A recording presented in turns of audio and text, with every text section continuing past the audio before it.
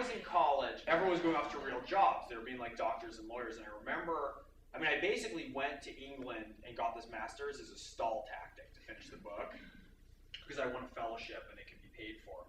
But I remember thinking that if somebody would come up and say, look, we will pay you $25,000 a year and that's it, and we'll guarantee it, and that's all, you'll have that every year and you can write for the rest of your life. Like basically, kind of the bare minimums for whatever, I would have signed on the dotted line. Like it was all that I wanted to do.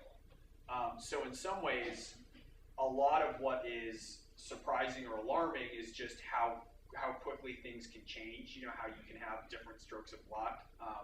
Luck is always involved. It doesn't matter. I work very hard. I like to think that I'm talented.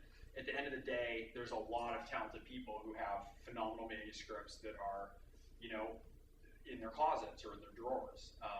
And by that I mean desk drawers. And, so part of it is, and this is part of the thing that everyone's up against, is it's like you need to work as hard as possible and have your craft be at the highest level. Somebody at one point, I was somewhere and they raised their hand and they said, hey, I've written 16 different manuscripts and I can't sell one. And I was thinking, well, write one manuscript 16 times because that one might sell. Just the rewriting and the rewriting and the rewriting, And one of the other things that I observe a lot, especially in LA, is that I meet a lot of people who want to be writers and fewer people who want to write.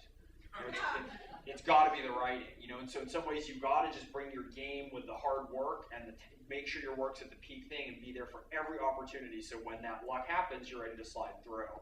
And I think for me, it's just the fact that it worked and that I didn't sign that imaginary deal in my head when I was 18 years old that I would have happily taken and been grateful for.